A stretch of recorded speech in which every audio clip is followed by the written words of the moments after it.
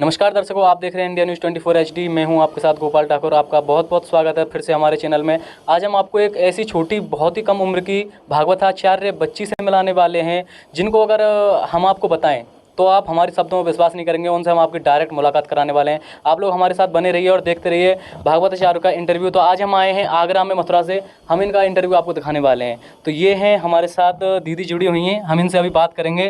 तो क्या नाम है दीदी आपका? बाल विदुषी लक्ष्मी। बाल विदुषी लक्ष्मी जी। कितनी उम्र है आपकी? 11 वर्ष। 11 वर्ष उम्र है आपकी। तो कहाँ पर रहते हो आप? आगरा। आगरा में कहाँ पर रहते हो? आगरा में राजपुर चुंगी। राजपूत चुंगी। दीदी, ये आगरा में राजपूत चुंगी के पास आप रहते हो। 11 वर्ष की उम्र आपने बताई है। 11 वर्ष की उम्र से आप भागवत करना शुरू किया है आपने? हाँ। तो इतनी छोटी उम्र में आप भागवत कैसे पढ़ लेते हो? अब घर में शुरुआत से ऐसा ही माहौल रहा, भक्ति का माहौल रहा, और कुछ पिछले जन्म का होगा। गुरुजी ने भी सिखाया, श्लोक सिखाए। और जब मैं मम्मी से कहती थी कि मम्मी मेरे को आप कोई कहानियाँ सुना दो, तो ज़्यादातर मम्मियाँ होती हैं कि बच्चों को फेरी टेल्स या फिर ऐसी वैसी कहानियाँ सुनाती हैं, पर मेरी मम्मी ऐसी हैं कि उन्होंने मेरे को जैसे जितनी भी भागवत की कहानियाँ होती हैं, ध्रुव जी की, प्रहलाद जी की, सारी कहानियाँ मेरी मम्मी ने ही मुझे सिखाई हैं, और जो श्लोक हैं वो मेरे गुरुजी ने सिखाए थे। तो फिर भी दीदी, आप बहुत से बच्चे होते हैं, किसी की इच्छा होती है कोई IAS बने, कोई IPS बने, तो आपकी ये इच्छा कैसे कि आप भागवताचार्य बनो? अब घर में शुरुआत से माहौल था और गुरुजी ने भी सिखाया। मम्मी अक्सर मतलब मोबाइल में दिखाती थी बहुत सारे भागवताचार्यों को, तो मेरे अंदर भगवान के बारे में आपने बचपन से ज़्यादा पढ़ा है, इसलिए आप ये भागवत करते हो। हाँ। तो आपने सबसे पहली भागवत कब कही? सबसे पहली भागवत मैंने 26 जनवरी 2021 को कही थी। 26 जनवरी 2021 को। और 11 साल की आपकी उम्र है। आपने सीखा कितने दिन था दीदी भागवत? कब से सीख रहे हो आप?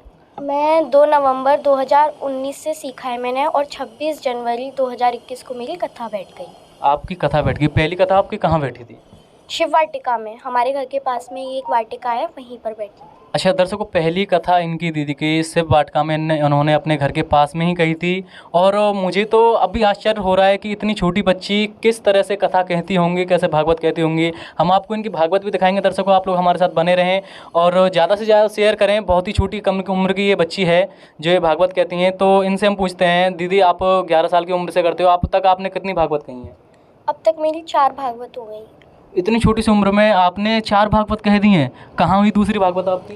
दूसरी भागवत ये कह रही से थोड़ा सा आगे राम रघु एक्सोटिका एक कॉलोनी है, वहीं पर हुई थी। तो भागवत में दीदी आप कितने टाइम तक भागवत पढ़ते हो?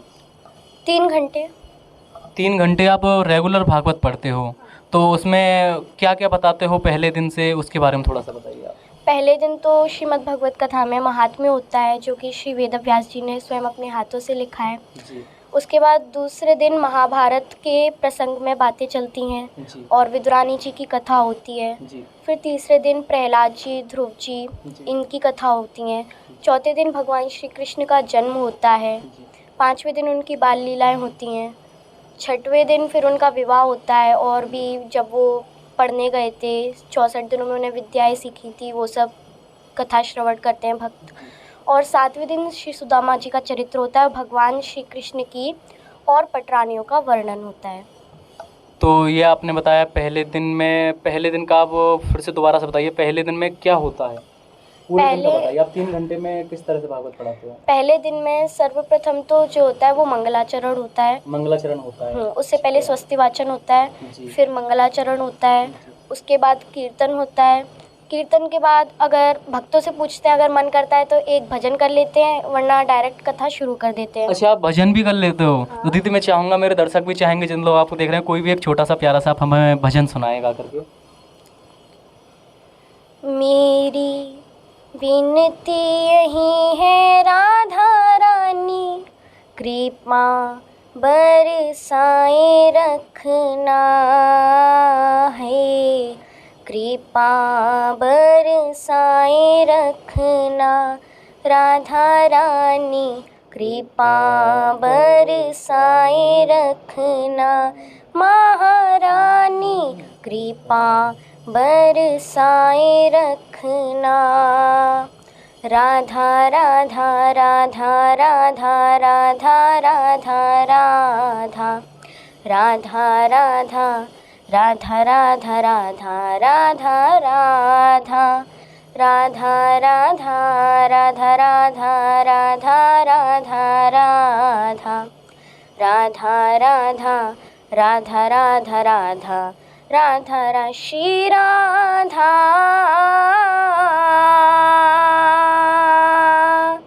श्री राधा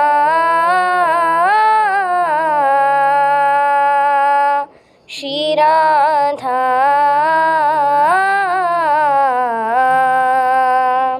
श्री राधा।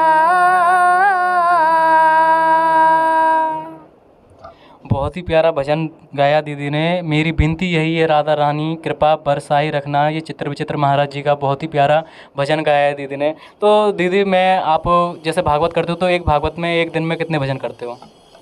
एक दिन में अब जितने भक्तों के ऊपर भक्त चाहते हो, वैसे तो ज़्यादा से ज़्यादा 4 या 3 5 ऐसे हो जाते हैं। तो दीदी आपने बताया था मम्मी आपको बचपन में कहानियाँ सुनाती थी, उनसे आपको बहुत ज़्यादा असर पड़ा इन चीज़ों का। किस तरह की कहानियाँ सुनाती थी मम्मी? ध्रुव जी की, जो ध्रुव जी का प्रसंग होता है, प्रहलाद जी की, उनकी कहानियाँ सुनाती थी। और भी मम्मी ने कई कहानियाँ सुनाई। अजामिल की कथा सुनाई, अच्छा जिसने अंत समय में नारायण नाम लिया था। अच्छा। और भी मम्मी ने जितनी भी मतलब ज़्यादातर जितनी भी भागवत की सारी कथाएं थी वो मम्मी ने मेरे को पहले से ही सिखा रखी थी। मम्मी ने पहले से इतनी कम उम्र में आपको भागवत की कथा सिखा रखी थी। तो मैं चाहूँगा दीदी कि छोटी सी कोई भी कहानी हो, आप मुझे कहानी कहा कर सुनाएं आप। छोटी सी कोई मैं भी। अजामिल की कथा सुना हाँ देती हूँ। बिल्कुल सुनाइए तो अजामिल एक ब्राह्मण था। जी। उसने जो विवाह किया था वो एक दासी के साथ किया था। गांव में सब लोग उसका मजाक उड़ाते थे कि ब्राह्मण है और दासी के साथ विवाह कर लिया। तो एक दिन उस गांव में कुछ महात्मा जन आए। उन्होंने पूछा कि हमें एक ब्राह्मण का घर बताओ जो बहुत ही शुद्ध ब्राह्मण हो, अच्छा ब्राह्मण हो। तो गांव वाले ने मजाक मजाक में, हंसी हंसी में उनको अजामिल का घर बता दिया। अब सभी जितने भी संत जन थे वो अजामिल के घर गए। उस समय अजामिल बाहर था और उस जो दासी थी वो वहीं पर थी, अपने घर पर ही थी। जब संत जन गए उस ब्राह्मण के यहाँ पर, तो जो अजामिल की पत्नी थी उसने उनका बड़ा आदर किया, सम्मान किया। फिर संतजन भी बहुत प्रसन्न हुए और उस समय जो उनकी पत्नी थी उनके गर्भ में शिशु पल रहा था जी।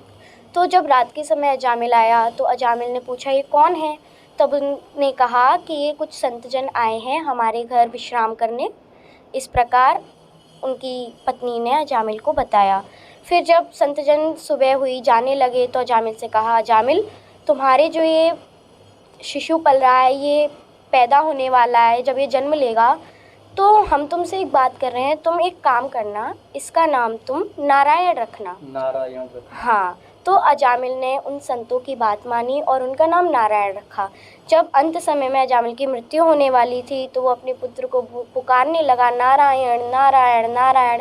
जब यमराज के दूत उन्हें लेने आए तो उसी समय भगवान श्री नारायण के भी दूत भगवान श्री नारायण के पार्षद भी आ गए और कहा कि नहीं यमदूतों, तुम इस प्रकार अजामिल को नहीं ले जा सकते, क्योंकि इसने अंत समय में हमारे प्रभु श्री नारायण का नाम लिया है। और कहते भी हैं कि हरिनाम एव केवलम, भगवान का नाम लो, वही है इस दुनिया में और कुछ भी नहीं है। बहुत अच्छा लगा दीदी आपकी कहानी सुन के। अच्छा, आप पढ़ने जाते हो क्या? हाँ। पढ़ने कौन सी क्लास में पढ़ते हो? अभी मैं 9th में हूँ। अच्छा, अभी 9th क्लास में हो आप। तो गुरुकुल में पढ़ते हो या किसी स्कूल में पढ़ते हो? नहीं नहीं, मैं स्कूल में पढ़ती हूँ। अच्छा, CBSE स्कूल है। CBSE स्कूल में पढ़ते हो। तो मैं तो दर्शकों अपनी ज़िंदगी में पहला ऐसा बच्चा देख रहा हूँ जो CBSE स्कूल में पढ़ते हुए भी इतनी अच्छी तरह से हिंदी पढ़ रहा है और इतनी कम उम्र में हिंदी पढ़ता है CBSE का एक बच्चा। तो आप तो दीदी इंग्लिश वगैरह भी बहुत अच्छे से पढ़ लेते होगे।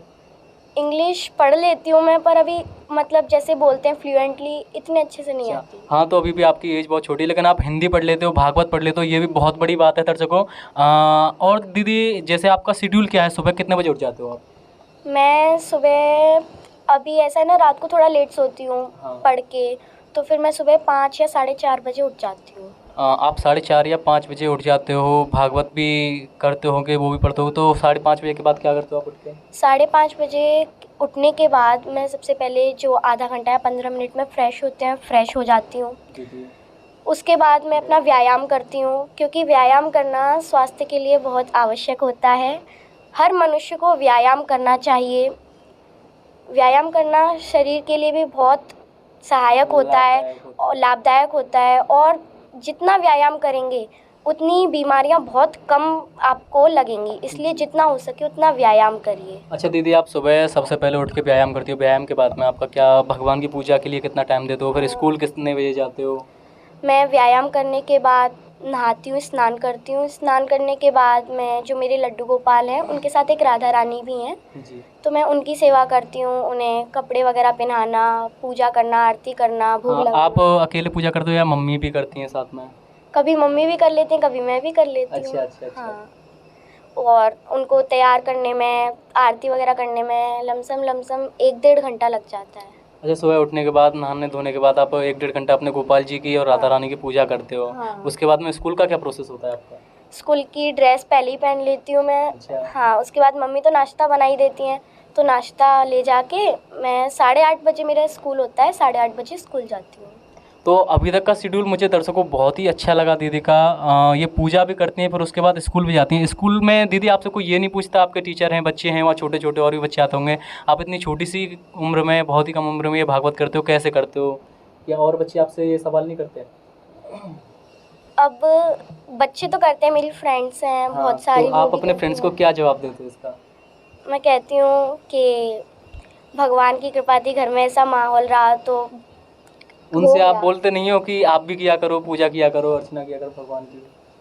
मैं कहती हूँ कि भगवान की पूजा करो और भगवान को नहलाओ, उनकी आरती करो, अच्छा। क्योंकि इस दुनिया में जो भी होता है, तुम भगवान का भजन करोगे, उनकी सेवा करोगे, वही साथ जाएगा, बाकी पैसा वैसा कुछ साथ नहीं जाता। अच्छा, पैसा साथ में नहीं जाता है? नहीं जाता, पक्का नहीं जाता है? पक्का नहीं जाता। अच्छा, तो क्या जाता है साथ में? साथ में जो हम भजन करेंगे, अच्छे अच्छे कर्म करेंगे, वो साथ में जाएंगे, और बुरे कर्म करेंगे वो भी साथ में जाएंगे, और उनका फल भी मिलेगा। बुरे कर्मों भी साथ जाएंगे और अच्छे कर्म भी साथ जाएंगे। दर्शकों, पैसा साथ में नहीं जाता है। एक छोटी सी बच्ची है, इसके मुख से इतने इतने अच्छे शब्द सुन के मैं भी बहुत खुश हूँ। और आप भी दर्शकों देख रहे होंगे, अपने बच्चों को भी दिखाओ, भगवान की पूजा करना सिखाओ। पढ़ाई के साथ साथ दीदी इतना काम करती हैं। दीदी, आप स्कूल से कितने बजे आ जाते हो घर पर? मैं स्कूल से बस से जाती हूँ, तो 1 बजे आ जाती हूँ। 1 बजे आ जाते हो, फिर उसके बाद में क्या करते हो आप घर पे आके? 1 बजे आके 1 घंटा मैं मतलब कपड़े वगैरह उतारती हूँ, फिर हाँ, खाना चेंज पीना हो खा जाता है, के खाना पीना खा के। और थोड़ा सा रेस्ट करती हूँ। अच्छा। रेस्ट करने के बाद मैं थोड़ा अपना स्कूल का पढ़ाई करती हूँ, जो काम होता है वो करती हूँ। उसके बाद 5 या 5:30 बजे मैं सबसे फ्री हो जाती हूँ। फिर उसके बाद मैं मतलब जो कान्हा जी हैं, थोड़ा रेस्ट वही लेके, अपनी कान्हा जी की पूजा हाँ। करते हो। भागवत आप दिन में कितनी बार पढ़ते हो, कितना टाइम देते हो भागवत पढ़ने के लिए? भागवत को कान्हा जी की जो शाम का समय होता है, उसमें सिर्फ उनकी आरती होती है, और भोग वगैरह लगता है, वो तो लग ही जाता है। तो आरती में 15 या 20 मिनट लगती हैं। जी। उसके बाद मैं अपना भागवत का, रामायण का, उनका अध्ययन करती हूँ। डेली भागवत और रामायण का आप कितनी देर अध्ययन करते हो दीदी? करीब मैं 1 घंटा, पौन घंटा। 1 पौन घंटा दीदी भागवत का और रामायण का अध्ययन करती हैं। और दर्शकों को, हमारे दर्शकों को आप क्या कहना चाहोगे, जो अपने छोटे छोटे बच्चे हैं उनको? बहुत से लोग होते हैं जो शहरों में होते हैं, अरे रामायण भागवत ये तो बाद की चीज़ें, पहले आप अपने बच्चों को पढ़ाओ, तो उसके बारे में क्या कहना चाहोगे दीदी आप? तो बच्चों को ज़रूरी नहीं है आप हिंदी मीडियम में पढ़ाओ, बिल्कुल पढ़ाओ, इंग्लिश मीडियम में पढ़ाओ, सीबीएसई बोर्ड में पढ़ाओ, आईसीएसई में पढ़ाओ, पर उसके साथ साथ जो हमारा धर्म है, संस्कृति है हमारी, हमारा जो भारत है, अपनी संस्कृति के हिसाब से हमें बच्चों को हिंदी भी सिखानी चाहिए, बिल्कुल अच्छे तरीके से। इतना ध्यान हमें जैसे इंग्लिश पर भी देना चाहिए, पर उससे ज़्यादा हमें हिंदी पर देना चाहिए, क्योंकि वो हमारी मातृभाषा है। बच्चों को भगवान की बातें सिखानी चाहिए कि इस प्रकार प्रहलाद जी हुए। अब जैसे कि ये प्रधानमंत्री जी हैं, मोदी जी हैं, और बहुत सारे आईएएस ऑफिसर हैं, आईपीएस ऑफिसर हैं, आपने उनका नाम सुना होगा। अब जब इस दुनिया में प्रलय हो जाएगी तो उनका नाम कौन जानेगा? कोई बचेगा ही नहीं, कौन जानेगा। परंतु तो भी अगर प्रलय होने के बाद फिर से जीवन शुरू होगा, उसके बाद जो प्रहलाद जी हैं, ध्रुव जी हैं, उनका नाम सब जानेंगे। जब प्रथम बार सत्ययुग आया था, तब प्रहलाद जी का जन्म हुआ था, तब उनका जो प्रसंग था वो तब हुआ था, और तब से लेके अब तक करीब 24वां कलयुग चल रहा है जी। तो अब भी जानते हैं कि हाँ, कोई था प्रहलाद जी और ध्रुव जी। भगवान के भक्त को चाहे कितनी भी साल हो, कभी मिटाया नहीं जा सकता, भुलाया नहीं जा सकता। चाहे प्रलय हो जाए, दुनिया ख़त्म हो जाए, सब कुछ नष्ट हो जाए, फिर से जन्म होगा, जीवन शुरू होगा, लेकिन भगवान के भक्त को कभी भुलाया नहीं जा सकता। और क्या कहोगे दीदी? और भगवान की भक्ति में आप लोग लगे रहें, तत्पर रहें, अब उनकी सेवा करें, ठाकुर जी की सेवा करें। आपकी दीदी मम्मी ने आपको ये सब सिखाया, मम्मी के बारे में क्या कहना चाहोगे आप मम्मी के लिए? मेरी मम्मी मेरे से बहुत प्यार करती हैं, वो बहुत अच्छी हैं और उन्होंने मेरे को जितना योगदान मेरी मम्मी का रहा है, मेरे ख्याल से तो उतना किसी का नहीं रहा है। गुरुजी का भी काफ़ी रहा है, पर मेरी मम्मी का सबसे ज़्यादा श्रेय मैं अपनी मम्मी को ही देना चाहूँगी। पापा जी को क्या देना चाहोगे? अरे अब पापा जी तो अपने काम में लगे रहते थे, मेरी मम्मी मेरे को सुनाती थी सारी चीज़ें। आध्यात्म में तो मेरी मम्मी ज़्यादा थी, पापा जी नहीं थे।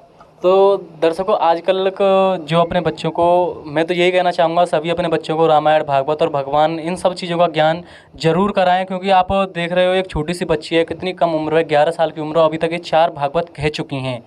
तो भगवान का ज्ञान हर किसी को नहीं होता है, इनको होता है। इनसे मैंने पूछूंगा अभी। तो दीदी, भगवान का ज्ञान आपको इतना हो रहा है, आपने मम्मी का बताया, तो और क्या दिमाग में ऐसा बैठा जो आपने अभी से भागवत करना शुरू कर दिया? मेरे कुछ समझ नहीं आ रहा, थोड़ा सा और बताओ। अचानक से ऐसा क्या बैठ गया कि आपने अभी से भागवत करना शुरू कर दिया? जब मैं छोटी थी, 3 या 4 साल की थी, तब ऐसा है, हमारे पास में शिव वाटिका है ना, हाँ, तो इधर अक्सर कथाएं हुआ करती थी। भागवत हुआ करती? हाँ, भागवत हुआ करती थी, राम कथा, भागवत, श्रीमद् भगवत कथा। तो मेरी मम्मी मेरे को ले जाती थी उधर। बचपन से मेरी आवाज़ काफ़ी अच्छी रही है, अच्छा। तो मेरी मम्मी वहाँ पर जाकर जो व्यास जी होते हैं या फिर जो संगीत वाले होते हैं उनसे कहती थी कि मेरी बेटी का एक भजन करवा दो। तो मैं वहाँ पर भजन करती थी, भजन गाती थी, लोग भी बड़े खुश होते थे। मेरी मम्मी का शुरू से ही सपना था कि मैं वक्ता बनूँ।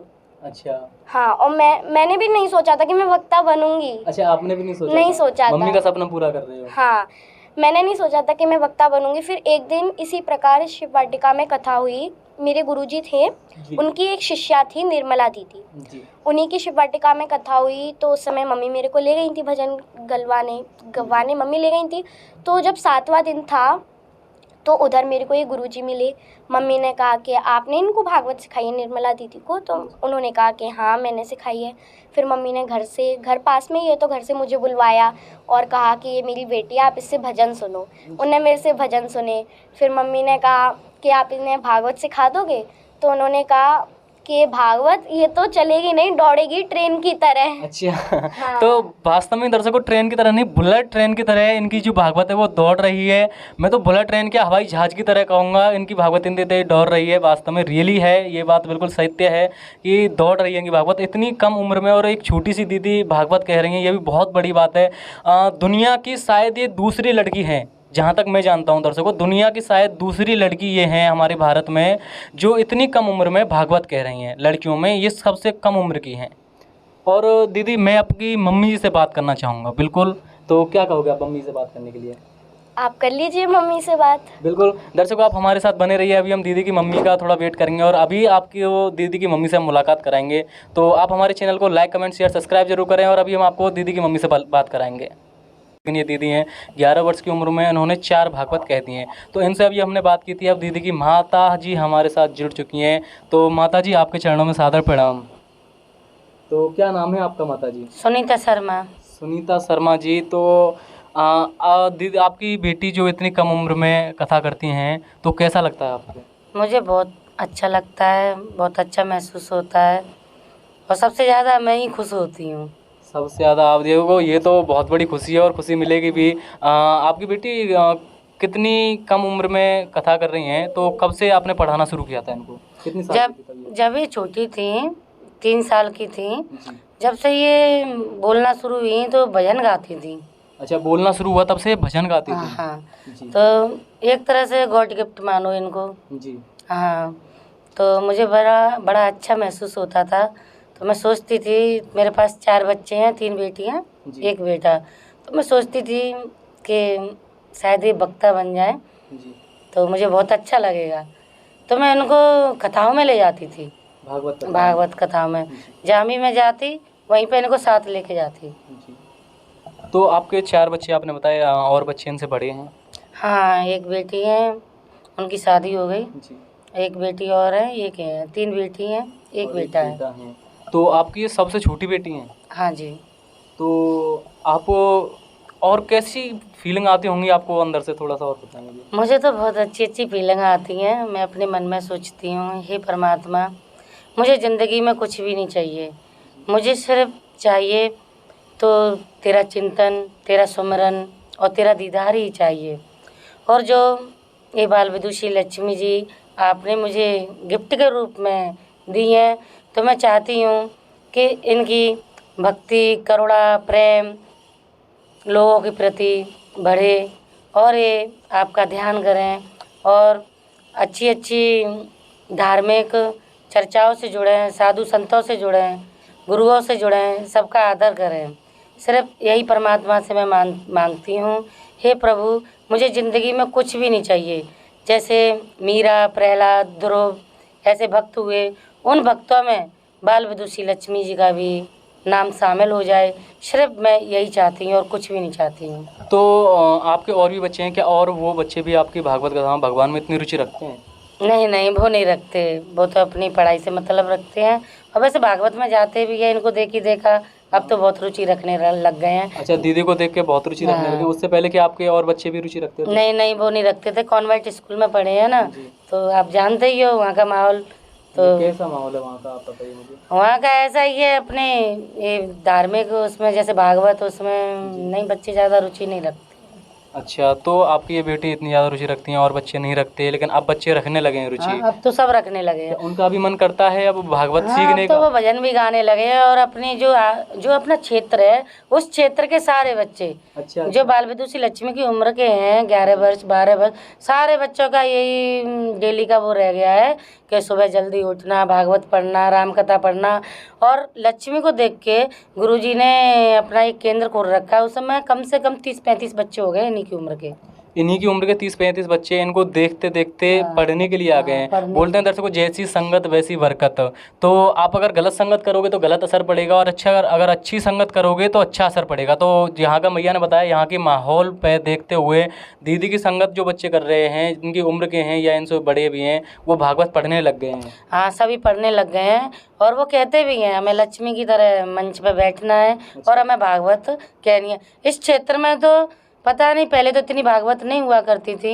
अब जब से बाल विदुषी लक्ष्मी ने भागवत कहना स्टार्ट किया है, जब से वृंदावन धाम सा ही लगने लगा है यहाँ पे भी ये भी दर्शकों वृंदावन धाम सा लगने लगा है। ये बहुत बड़ी बात है, ये कोई छोटी मोटी बात नहीं है। जो आगरा में इनको वृंदावन धाम वाली फीलिंग आ रही है। तो आप वृंदावन गई हैं कल भी बाल विदुषी जी को लेकर के? हाँ जी, हर महीने हम जाते हैं। हर महीने वृंदावन जाते हैं? हाँ जी। तो परिक्रमा करते हो या कहाँ जाते हो वृंदावन में? हम अपने गुरुजी के आश्रम जाते हैं जी। कौन सा गुरुजी है? श्री श्री 1008 केशवानंद जी महाराज हमारे गुरुजी हैं। हम वहाँ पे जाते हैं और बांके बिहारी के दर्शन भी करते हैं। अच्छा, अभी दीदी ने बताया था आप इन्हें बचपन से कहानियाँ प्रसंग ऐसे सुनाते हो, तो यही सोचकर आप सुनाते थे कि ये अच्छी वक्ता बने, प्रवक्ता। अच्छा, जब आप सुनाते थे तब आपको क्या लगता था ये ऐसे? नहीं, इनकी रुचि देख के मुझे लगता था कि आगे चल के ये वक्ता जरूर बनेंगी। अच्छा। और नाम रोशन भी करेंगी अपना। मैं बहुत खुश होती थी। जैसे मैंने इनको एक कथा सुना दी ध्रुव की या प्रहलाद की, तो दूसरे दिन मुझको सुनाती थी ये, मम्मी उसी कथा को मम्मी मैं आपको सुनाऊंगा, आप सुनो। तो मुझे लगता था बहुत जल्दी से ये माइंड में इनके में बैठ जाएगा। इनके मुताबिक और बच्चे जो हैं आपके, उनमें भी क्या ये टैलेंट है थोड़ा बहुत? अब तक तो नहीं था, पर अब जो मेरी बेटी है अब लग रहा है। अब तो मम्मी मैं संगीत सीखूंगी, अब तो वो भजन वगैरह गाने लगे हैं। अच्छा। और इनकी कथाओं में भी जाते हैं, अब तो सब बच्चों में हो गया है। अच्छा। हाँ। तो इन्होंने शिक्षा कहाँ पर ग्रहण की? इन्होंने शिक्षा यहाँ पे राजेश्वर मंदिर के पास एक पैंतीखेड़ा के भगवान दास शास्त्री श्री भगवान दास शास्त्री जी हैं, उनसे शिक्षा ग्रहण की। उनसे शिक्षा ग्रहण की। दर्शकों, हमने दीदी से बात कर ली, उनकी मम्मी से बात कर ली, और जो इनके गुरुदेव हैं हम उनसे भी बात करेंगे और ज़रूर बात करेंगे। और इसी इंटरव्यू में हम आपको दिखाएंगे कि इन्होंने इनको शिक्षा दी, किस तरह से शिक्षा दी और क्या सोच समझ के कितनी अच्छी तरह से शिक्षा दी जो इन्होंने इतनी जल्दी भागवत कहना शुरू कर दी। और क्या कहना चाहोगे आप अपनी बेटी के बारे में? मैं तो बस बेटी के बारे में यही कहना चाहती हूँ, ज़िंदगी में यहाँ कुछ भी ना हो, बस तेरा दीदार हो, बस तेरा दीदार हो। हे प्रभु, इनकी ज़िंदगी में और कुछ भी ना हो। इनका सपना था IAS ऑफिसर बनने का। अच्छा, इनका सपना IAS ऑफिसर, लेकिन मेरे को ये सपना कुछ इससे आगे कुछ नहीं लगता है मेरे को। भक्ति से आगे आपको भक्ति कुछ से, नहीं लगा। हाँ। तो आपकी बेटी ने भी अपना सपना त्याग दिया आपका सपना पूरा करने के लिए? हाँ जी, अब भी बोलती है मैं बनूंगी IAS। मैंने कहा बेटा भक्ति से बढ़ कर के कुछ भी सपना नहीं है, अच्छा आप बस इसी में ध्यान दो। दीदी आपने ये बताया क्यों नहीं था अभी थोड़ी देर पहले कि आपको IAS बनना है? आपने बताया था भागवताचार्य बनना है।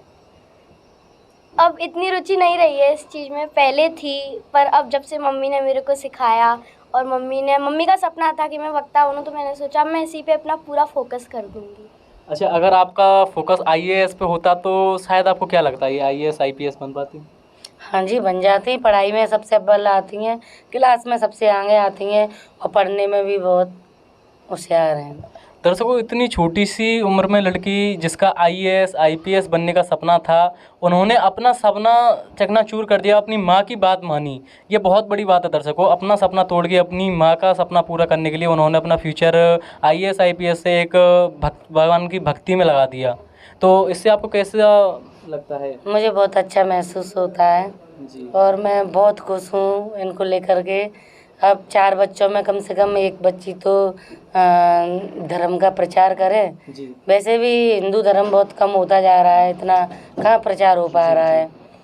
तो मैं बहुत खुश हूँ, बहुत आनंद में रहती हूँ। जी मेरा हर पल पल मैं इतना खुश रहती हूँ, शायद इससे पहले इतना कभी नहीं, खुश नहीं थी इतना नहीं थी। खुश तो रहती थी लेकिन अब ज़्यादा खुशी अब महसूस ज़्यादा खुश करती रहते हूँ। हो आप। अच्छा, हमारे दर्शक आपको देख रहे हैं, उनसे आप क्या कहना चाहोगे? अपने बच्चों को भगवती के मार्ग पे वो किस तरह से ले जाएं, किस तरह से ढकेलें, या कैसे वे खींच के भक्ति के मार्ग पे कैसे लाएं, वो आप मैं उनसे यही कहना चाहूँगी कि बच्चों को पढ़ाओ भी, कॉन्वेंट स्कूल में पढ़ाओ या हिंदी मीडियम पढ़ाओ, इंग्लिश मीडियम में पढ़ाओ, लेकिन उसके साथ साथ हम हिंदू हैं, भारत के रहने वाले हैं, तो भक्ति के मार्ग पर ज़रूर उनको प्रेरणा दो। दर्शकों, इनकी बेटी बहुत छोटी थी तब से इनको भगवान की कहानियाँ, भगवान के बारे में, भागवत के बारे में और रामायण के बारे में सुनाती आई हैं। और उनकी बेटी का भी पूरा फोकस रहा है वो इनकी तरफ, पूरा फोकस रहा। तो इस वजह से ये आज भागवताचार्य बनी है इतनी छोटी उम्र में। मैं भी आप सबसे यही कहना चाहूँगा, सभी महिलाओं से, सभी पुरुषों से, अपने बच्चों को भगवान की रुचि, भगवान की तरफ आप रुचि ज़रूर कर पाएँ। बच्चों को भागवत पढ़ाएँ, रामायण पढ़ाएँ और भगवान की अच्छी अच्छी कहानियाँ सुनाएँ। ना कि ये Tom and Jerry, Motu Patlu, इनको दिखाने की जगह भगवान की कहानियाँ दिखाएँ बच्चों को, जिनसे उनके दिमाग पे अच्छा असर पड़े। क्या कहोगे और मैया आप? और बस मैं यही कहना चाहती हूँ कि अपने बच्चों को धर्म जरूर सिखाएं। और जब माँ बाप धर्म करेंगे जभी तो बच्चे कर पाएंगे, पहले तो माँ बाप को ही करना पड़ेगा। और मैं बचपन से ही, जब इनका जन्म भी नहीं हुआ था, जब ये गर्भ में थी, जब मैंने कथाएं सुनी थी, तो कुछ जैसे अभिमन्यु को गर्भ में ज्ञान हुआ था, तो कुछ इनको गर्भ का भी ज्ञान है। ये बहुत बड़ी बात है दर्शकों जो इन्होंने बोली अभी, कि अभिमन्यु को जो गर्भ में ज्ञान हुआ था उसी तरीके से इन्होंने भागवत सुनी थी। क्या ये बात सत्य है कि जैसे गर्भ में कोई बच्चा होता है उसको जैसे माहौल में हम रखते हैं वो उसी तरह के माहौल में होता है? हाँ बिल्कुल होता है, हमारे पास प्रमाण भी है महाभारत का। अब अभिमन्यु ने जो गर्भ में सुना था वो सब सीखा था। जी, उसी तरीके से आप कहना चाहती हो कि जब ये आपकी पुत्री गर्भ में थी तो आप भागवत सबसे ज़्यादा सुनती थी, कथाएं सबसे ज़्यादा सुनती थी, उसका ही असर इन पर इतना ज़्यादा पड़ा है? हाँ जी, उनका ही असर है। उनका असर इतना ज़्यादा पड़ा। और दर्शकों, इनको देखते हुए ऐसा लगता भी है कि उनका ही असर इन पे इतना ज़्यादा पड़ा है और इनकी माँ ने बहुत मेहनत की है इनको आगे बढ़ाने के लिए। और आप अपनी बेटी के बारे में और क्या कहना चाहोगे? 2 शब्द और बताइए। अपनी बेटी के बारे में यही कहना चाहूँगी कि ऐसे ही आगे बढ़ें, साधु संतों से जुड़ें, गुरुओं की सेवा करें और अपने धर्म का प्रचार करें। दीदी, आप अपनी मम्मी के बारे में क्या कहना चाहोगी? एक बार और बताएं। मैं अपनी मम्मी के बारे में बस यही कहना चाहूँगी कि मेरी मम्मी ने जिस प्रकार मुझे आध्यात्म की ओर डाला, धर्म की ओर डाला और सिखाया कि भगवान जी कैसे होते हैं और उनकी सेवा कैसे करनी चाहिए, कौन कौन सी उनकी कहानियाँ, उनके प्रसंग, उसी प्रकार सारी माताएं, सर्वप्रथम तो उन्हें स्वयं पता होना चाहिए कि किस प्रकार भगवान की कथाएं होती हैं और फिर अपने बच्चों को भी वो इसी प्रकार आध्यात्म की ओर प्रेरणा दे सकें। तो दर्शकों, बहुत अच्छा लगा माता जी से बात करके और दीदी से बात करके। अभी मैं दीदी के गुरुजी से बात करूंगा, तो आप लोग हमारे साथ बने रहिए। अभी हम मुलाकात करेंगे थोड़ी देर में दीदी के गुरुदेव से। दर्शकों, आपका बहुत बहुत स्वागत है, आप हमारे साथ इतनी देर बने रहे। अभी हमने बाल विदुषी लक्ष्मी जी से बात की, उनकी माता जी से बात की, अब हम बात करेंगे उनके गुरुजी से। उनके गुरुजनों ने उनको किस तरह से ज्ञान दिया, इतना जो इतनी कम उम्र में उन्होंने बहुत ही कम समय में भागवत उन्होंने पूरी सीख ली। जी गुरुजी, क्या नाम है आपका? मेरा नाम है भगवान दास शर्मा। भगवान दास शर्मा जी। तो आपने इनको कितने दिन पढ़ाई करवाई लगभग, जो इन्होंने इतनी जल्दी सीख गए? करीब 2.5-3 महीने पड़ी। करीब 2.5-3 महीने में ये पूरी भागवत करना सीख गई। हाँ तो इनकी तरह और भी कुछ ऐसे बच्चे हैं आपके पास जो इतनी जल्दी सीख गए? हाँ है, इनसे छोटे हैं या बड़े हैं? इनसे थोड़े बड़े हैं। इनसे थोड़े बड़े हैं। तो आपको गुरुजी बच्चों को पढ़ाते हो, कहाँ पढ़ाते हो आप?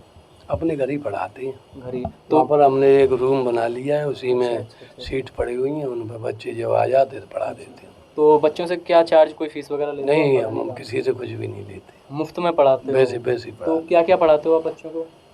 ज़्यादातर भागवत ही पढ़ाते हैं, कोई संस्कृत कोई पढ़े संस्कृत पढ़ा देते हैं। संस्कृत पढ़ा देते हो? हाँ। तो ये दीदी को आपने बताया छोटे छोटे बच्चे पढ़ते हैं, संस्कृत बोलने में ये थोड़े हिचकिचाते नहीं है? नहीं, श्लोक पढ़ लेते हैं अच्छी तरह से, सब पढ़ लेते हैं। अच्छी तरह से सब पढ़ लेते सब हैं? पढ़ लेते हैं। तो कोई भी जैसे भागवत पढ़ते टाइम इनको संस्कृत ना बोली जाए, ऐसा है क्या शायद? नहीं, ऐसी कोई बात नहीं, ऐसी कोई बात नहीं? सब पढ़ लेते हैं। तो मैं चाहूँगा दीदी कोई आप, कठिन शब्द होता है तो उसे बता देते हैं। अच्छा बता देते हैं। तो अब तो ये भागवत करने लग गई हैं, तो अब भी बताना पड़ता है कि इनको कोई शब्द? इन्हें कोई बताने की जरूरत नहीं पड़ती है। संस्कृत पढ़ लेते हैं संस्कृत से? हाँ। तो दीदी, मैं दर्शकों को इन्होंने बताया संस्कृत ये बहुत अच्छे से पढ़ लेते हैं, मैं दीदी से चाहूँगा संस्कृत में कोई भी एक श्लोक सुनाएं दीदी।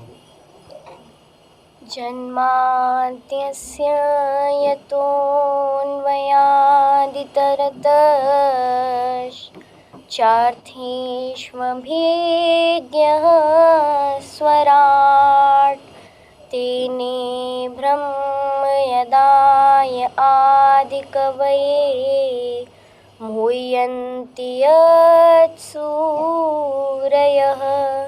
तेजो वारिमृदां यथा विनिमयो यत्र त्रिसर्गो मृषा धाम्ना स्वेन सदा निरस्तकुहकं सत्यं परं धीमहि। तो दर्शकों, दीदी ने बहुत ही अच्छा श्लोक सुनाया। अभी मैं तो नहीं समझ पाया इस श्लोक का अर्थ, मैं दीदी से पूछूंगा इस श्लोक का पूरा अर्थ क्या है। दीदी आप इस श्लोक का पूरा अर्थ मुझे बताएं, मेरे दर्शकों को भी बताएं। जिससे इस जगत की सृष्टि, स्थिति और प्रलय होती है, क्योंकि वह सभी सद्रूप पदार्थों में अनुगत है और असत पदार्थों से पृथक है। वह जड़ नहीं चेतन है, पर तंत्र नहीं स्वयं प्रकाश है, जो ब्रह्मा अथवा हिरण्यगर्भ नहीं, जिसने अपने ही संकल्प से उस वेद ज्ञान को प्राप्त किया है। उस संबंध में बड़े बड़े ज्ञानी और विद्वान, ऐसे वैसे ज्ञानी और विद्वान नहीं, नारद जी और सनकादि जैसे बड़े बड़े ज्ञानी और विद्वान भी मोहित हो जाते हैं। जिस प्रकार तेजोमय सूर्य की रश्मियों में जल का, जल में स्थल का और स्थल में जल का भ्रम होता है, उसी प्रकार ये त्रिगुणमयी सृष्टि मिथ्या होने पर भी, असत्य होने पर भी हम सभी कैसी प्रतीत हो रही है? सत्य सी। ये सब कुछ झूठ है, यहाँ पर सत्य कुछ भी नहीं है। ज़िंदगी तो एक सपने की तरह, एक किराए का घर है, ये मान लीजिए। एक ना एक दिन तो आपको कभी ना कभी तो यहाँ से, इस जो ये घर है किराए का आपका, यहाँ से आपको निकलना पड़ेगा। और ऐसे परम भगवान जिन्होंने सृष्टि, वही इस सृष्टि की उत्पत्ति करते हैं और फिर उसका पालन भी वही करते हैं, उसका संहार भी वही करते हैं। ऐसे श्री कृष्ण भगवान को हम सभी प्रणाम करते हैं। तो बहुत ही अच्छा श्लोक लगा गुरुदेव। आप अपने बाल लक्ष्मी विदुषी लक्ष्मी जी के बारे में क्या कहना चाहोगे? लक्ष्मी तो बहुत हुई, पता नहीं ये जन्म से ही सीख के आई है क्या है।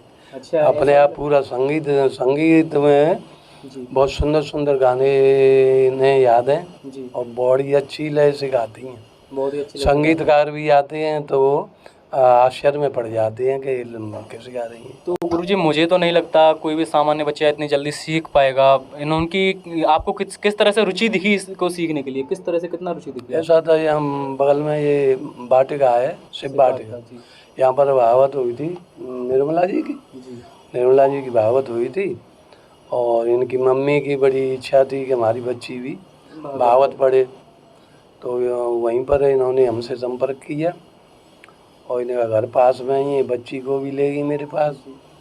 तो मैंने इनसे थोड़ी सी बातें की और मैंने इनसे कह दिया सिखा देंगे इनको। जी और 2.5 महीने के करीब इनको पढ़ाया और ये सीख गई। बहुत सारे गीत वगैरह कथाएं तो ये जानती हुई थी, जी तभी इतनी जल्दी हो गई, जी। नहीं कम से कम 5-6 महीने तो लगते हैं।